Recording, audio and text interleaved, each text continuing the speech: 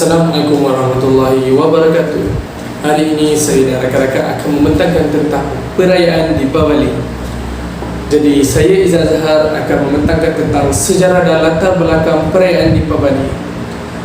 Yang pertama sekali, menurut legenda, seorang raja Naragasura yang kejam dan selalu memeras rakyatnya telah dikalahkan dan dibunuh oleh seorang dewa yang bernama Mahakrishna. Sebelum mati, raja tersebut meminta semua manusia agar merayai hari kemenangan itu sebagai peringatan kepada mereka yang baik tentang godaan hantu dan syaitan. Sebagai peringatan kepada mereka juga agar tidak lupa berbuat baik dan menjauhi daripada membuat kejahatan sesama manusia. Pelita-pelita yang dipasang dalam barisan dapat dilihat dinyalakan di rumah-rumah penganut agama Hindu bagi melambangkan kejayaan kebaikan mengatasi kejahatan yang dirayakan sebagai perayaan Deepavali. Tersebutlah kisah seorang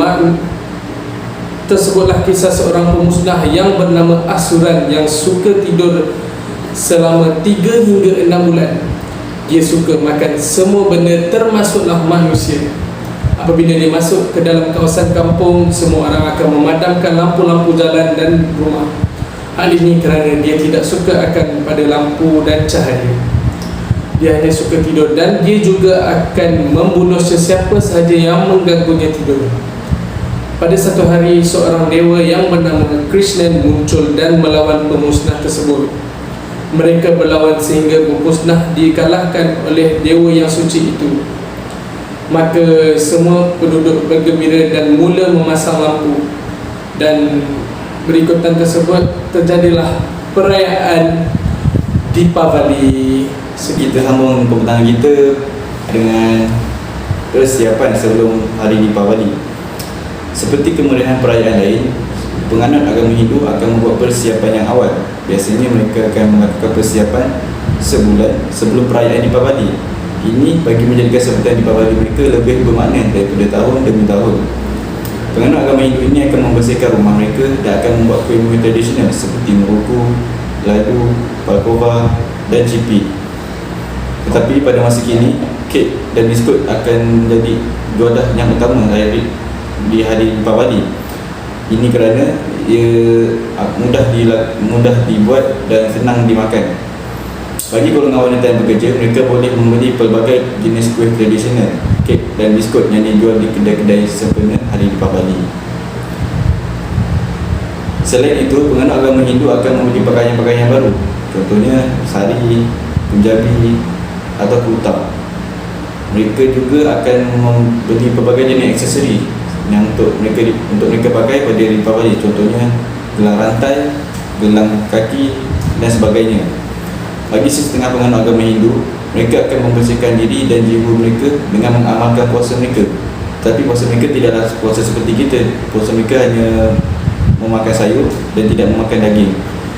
Dan mereka juga akan bermeditasi pada hari-hari yang tertentu sebelum hari Deepavali.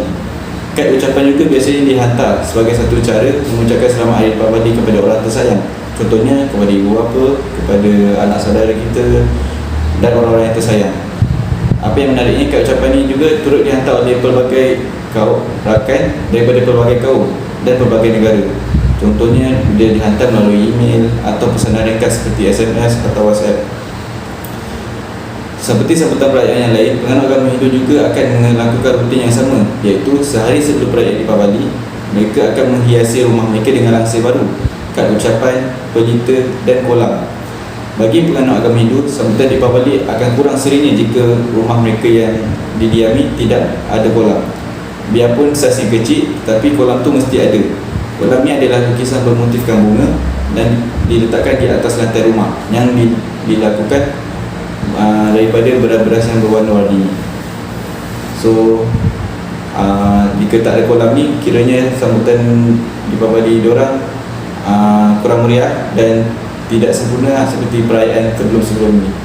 Itu saja daripada saya akan menyerahkan kepada pembentangan seterusnya. Terima kasih. Untuk agenda yang seterusnya bagi hari perayaan Deepavali adalah dengan memasang pilaku. Pada malam perayaan Deepavali, upacara memasang pelita dijalankan. Yang ini disertai oleh seluruh ahli keluarga. Mereka akan memasang lampu agen bilaku. Lampu ini adalah sejenis pelita tradisi yang diperbuat daripada tanah liat. Perayaan Deepavali juga akan bertambah meriah dengan adanya lampu-lampu moden. Hal ini kerana penganut agama Hindu percaya bahawa dewa kekayaan dan kemakmuran iaitu Dewi Laksmi yang akan datang melawat rumah mereka pada hari perayaan tersebut. Persiapan memasang lampu tersebut juga adalah simbolik yang dilakukan untuk menyambut kedatangan Dewi Laksmi. Seterusnya, penganut Hindu akan menghiasi rumah mereka dengan kolam ataupun rangoli, iaitu hiasan lantai yang diperbuat daripada beras yang diwarnakan sebelum terbit matahari. Biasanya kolam ini dibuat di depan pintu rumah sebagai tanda selamat dan rahmat supaya setiap isi rumah mendapat kesejahteraan. Rangoli juga adalah lambang penyembahan pada Dewa Laksmi. Kemahiran membuat kolam ataupun rangoli ini biasanya diwarisi secara turun-temurun. Walaupun nampak susah, tetapi penganut Hindu boleh membuatnya dengan cantik, unik dan menarik. Upacara ini juga membawa maksud yang amat berarti kerana perayaan ini dirayakan oleh semua penganut Hindu di seluruh dunia. Hiasan kolam ini juga merupakan lambang penyembahan kepada Dewi Laksmi. Dewa kekayaan ini yang dipercayai hanya akan mengunjungi rumah mereka yang mempunyai hiasan kolam di pintu masuk rumah mereka. Kolam yang juga dikenali sebagai rangoli ini adalah salah satu seni hiasan pintu masuk kediaman semasa Deepavali. Ia dihasilkan dengan pelbagai rekaan berwarna-warni dan tanpa ada had dari segi saiz. Secara lazimnya, saiz kolam di rumah agak kecil, namun kolam memberi kuasa besar dalam menyambut Deepavali. Kolam umpama tiang seri yang bertindak untuk memeriahkan lagi perayaan cahaya itu.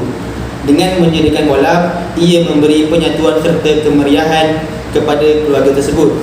Ia juga bertindak sebagai simbol penyatuan keluarga kerana proses menyiapkan kolam biasanya dibuat beramai-ramai bersama seluruh ahli keluarga. Sekian, saya akan menyerahkan kepada sahabat saya. Hai, Assalamualaikum. Nama saya Muhammad Syah Daniel bin Yahya. Okay, saya akan menerangkan tentang persiapan ataupun apa yang dilakukan pada penyambut Hari Raya Deepavali dan upacara sembahyang yang dilakukan pada Hari Raya Deepavali. Okey, pada pagi Raya Deepavali, setiap ahli keluarga akan bangun awal, iaitu sebelum matahari terbit, untuk mereka mandi dan menyucikan diri. Okey, selepas mandi mereka akan bersalam-salaman dan maaf-maafan sesama ahli keluarga. Okey, upacara mandi minyak bijan juga akan dilakukan sebelum matahari terbit. Upacara mandi minyak bijan ni dilakukan oleh orang tua kepada orang-orang muda lah. Cara mandi minyak bijan ni dengan menyapukan minyak bijan di bahagian kepala mereka. Kebaikan mandi minyak bijan ni dikatakan sama dengan mandi di sungai Ganges, yang itu bertujuan untuk menyucikan diri daripada kejahatan dan sifat hasad dengki. Okey, selepas mandi apa semua, mereka akan menyarung baju baru yang dan cantik lah. Menyarung baju baru ni pun ada maksud juga, iaitu dikatakan untuk membuang sifat jahat dalam diri dan seorang itulah. Okey, lepas sarung baju, mereka akan ke kuil untuk melakukan upacara sembahyang. Okey, untuk upacara sembahyang yang dilakukan pada penganut agama Hindu ketika ketika hari Deepavali, mereka akan pergi ke kuil untuk mengalungkan bunga pada patung-patung dewa yang terdapat di patung-patung dewa Hindu yang terdapat di kuil-kuil mereka. Okey,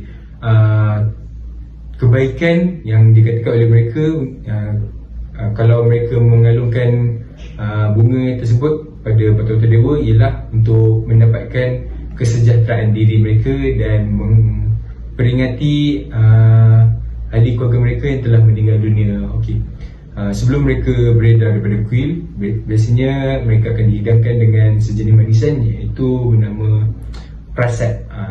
dia akan dihidangkan lah sebelum mereka pulang daripada kuil.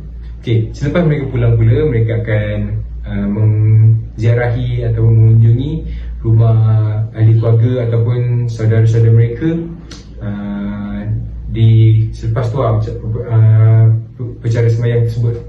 Okey, biasanya suri rumah lah akan menyediakan kotak-kotak kecil yang berisi manisan, iaitu bernama rangoli. Rangoli ni dia berupa macam satu lingkaran yang dibuat pada tepung beras.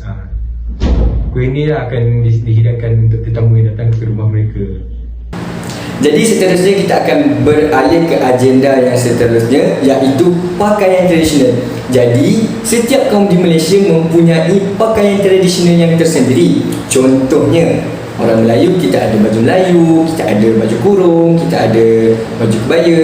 Untuk orang Cina, kita ada hanfu, kita ada cheongsam, dan tak lupa orang India pun ada pakaian tradisional diorang, iaitu kita ada sari dan kita ada dhoti. Okey, sari ni ialah pakaian untuk kaum wanita dan dhoti ni ialah pakaian untuk kaum lelaki. Akan tetapi bagi kanak-kanak, pakaian yang sering dikenakan oleh kaum India ialah patu pawardai. Manakala bagi remaja perempuan, diorang akan pakai pawardai tawani.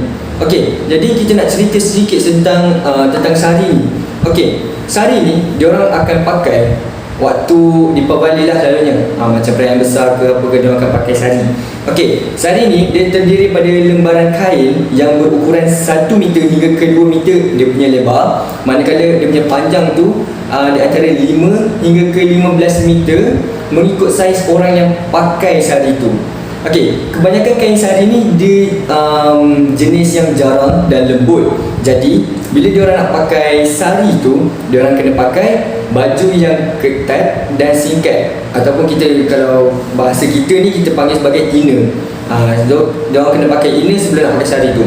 Okey, bila dah pakai inner tu, diorang kena kain tu kena lilit dari pinggang dan selempang pada bahu kiri. So lilitan pinggang tu perlulah dibuat sebanyak 3 hingga ke 5 kali untuk menguatkan lilitan, bagi tak nak terbuka lah ikatan tu. Okey, lepas tu semasa perayaan Deepavali, biasanya pilihan warna baju sari tu dia lebih kepada warna yang lebih gelap ataupun yang garam. Contoh warnanya ialah merah, biru, hijau dan ungu. Okay, pemilihan corak pula adalah bergantung pada cita rasa masing-masing. Contohlah nak letakkan unsur tumbuh-tumbuhan, haiwan, alam dan sebagainya. Itu ikut cita rasa masing-masing. Okey, jadi untuk nak nampak yang baju sari itu lebih menarik, yang diorang akan letakkan manik yang berkilat. So kiranya bila diorang pakai ni, diorang akan naikkan seri diorang bila pakai baju sari tu. Okey, jadi itu kita dah selesai untuk sari. Sekarang kita beralih pula kepada dhoti. Okey, dhoti ni ialah pakaian untuk kaum lelaki India. Seperti saya katakan pada awal tadi. Okey, pakaian ni dia diperbuat daripada kain 4 segi yang berwarna putih yang panjang. Okey, kain 4 segi yang panjang. Lepas tu kain tersebut dililit di bahagian pinggang dan diikat pada celah paha dan disangkut pada bahu.